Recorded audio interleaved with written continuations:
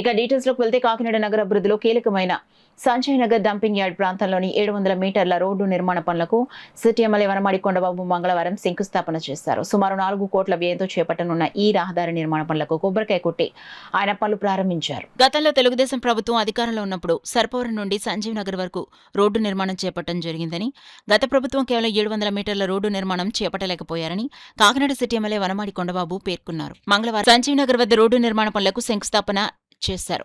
ఈ సందర్భంగా ఎమ్మెల్యే మాట్లాడుతూ డంపింగ్ యార్డ్ వద్ద నుండి పాత రైల్వే స్టేషన్ వరకు 700 మీటర్ల రోడ్డు నిర్మాణం చేపట్టలేకపోయానన్నారు. తన హయాంలో 4 కోట్ల రూపాయలతో ఈ రోడ్డు నిర్మాణ పనులు పూర్తి చేయడం జరుగుతుందన్నారు.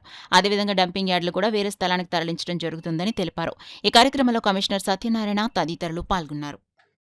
తర్వాత మీ అధికారం కోల్పోయి 5 సంవత్సరాలు వాళ్ళు అధికారంలో ఉన్నారు. 5 సంవత్సరాలు కూడా 700 మీటర్లు కూడా వేయలేపారు రోడ్డు. ఈ రోడ్డు వేయకపోవడం వల్ల చాలా ఇబ్బందులు ఫేస్ చేస్తున్నారు ఇక్కడ అందరూ కూడా. ఈ రోడ్డు ఎంత మంచి రోడ్డు అంటే సర్పారం జంక్షన్ నుంచి గోరాడగుంట మీదుగా, ఇది మన గోరాడగుంట మీదుగా పల్లవరాజు నగర్ మీదుగా ఇటు డైరీ ఫారం సెంటర్, ఇక్కడ సంజయ్ నగర్ మీదుగా పాత పోలీస్ స్టేషన్కి వెళ్ళిపోద్ది డైరెక్ట్గా. ఇలా వెళ్ళిపోతానండి జైనాపురం బ్రిడ్జి మీదుగా అమలాపురం, విజయవాడ అటు వెళ్ళిపోవచ్చు ఇటు నుంచి వచ్చేవాళ్ళు. అదేవిధంగా చూసుకున్నట్టు ఇటు నుంచి మళ్ళీ పోర్టుకి వెళ్ళిపోవచ్చు. ఇది బ్రహ్మాండమైన రోడ్డు. ఆ ఉద్దేశంతో పెట్టాము ఆ రోజున. అలాంటి రోజునండి రోడ్డునండి 5 సంవత్సరాలు వేయలేపారండి వాళ్ళు. ఎంత నిర్లక్ష్యం చేశారంటే 5 సంవత్సరాలు రోడ్డు వేయలేపారు. అలాంటిది ఈ రోజున మన కూటమి ప్రభుత్వం వచ్చిన తర్వాత మళ్ళీ దీన్ని ఇప్పుడు ఈ రోడ్డు వేస్తున్నాం 4 కోట్ల రూపాయలతో అని ఈ సందర్భంగా తెలియజేస్తున్నాం.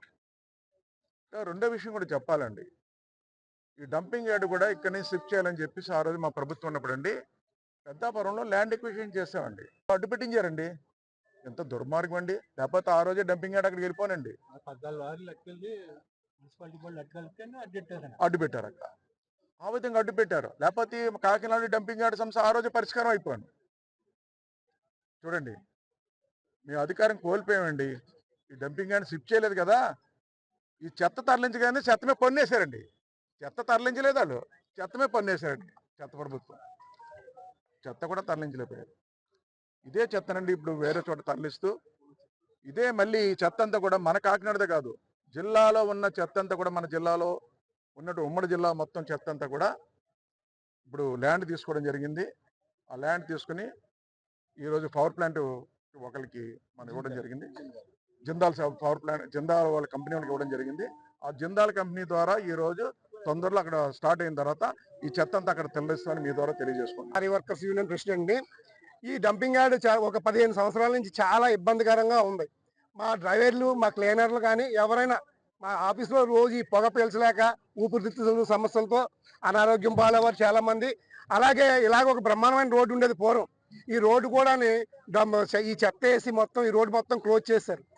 ఇటు నుంచి ఇలా వెళ్ళవలసిన లారీలకి కానీ మామూలు ప్రయాణికులు కానీ అన్ని రకాలుగా ఇబ్బందిగా ఉంది. ఇలాంటి ఇబ్బందులు అన్నింటి నుంచి కూడా మా ఎమ్మెల్యే కొండబాబు గారు ఎలక్షన్లో ఒక మాట చెప్పారు. ఏమన్నారంటే, నేను గెలవగానే మొదటి రోడ్డు వేయిస్తానని చెప్పారు. ఆయన చెప్పిన ప్రకారంగానే మరి మా కొండబాబు గారు ఆయన గెలిచి ఇప్పుడు 2 సంవత్సరాలు అవుతుంది. అంత ముందే మొత్తం మట్టి అంతా క్లీన్ చేయించారు. ఇప్పుడు ఈ రోడ్డు వేయడానికి ఈరోజు శంకుస్థాపన కూడా చేశారు.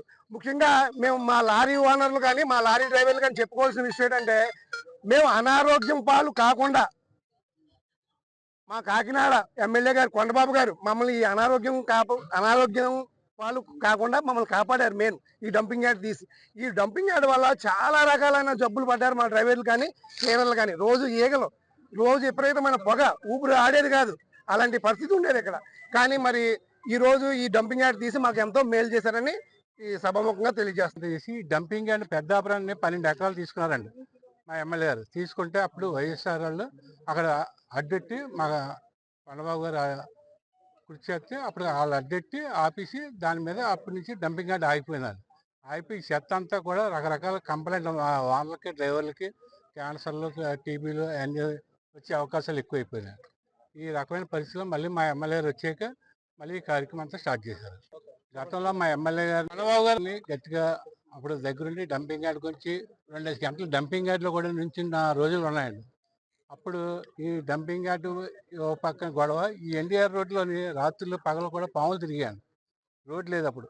40 సంవత్సరాల నుంచి రోడ్ లేదని చెప్పి మా ఎమ్మెల్యే గారితో గట్టిగా ఇచ్చేస్తే అప్పుడు 2,30,00,000 ఖర్చు పెట్టి అప్పుడు ఆ రోడ్డు వేయించారండి. అలాగే సంజయనగర్ రోడ్డు కూడా ఆ పొడికి కూడా డబల్ రోడ్ వేశారు.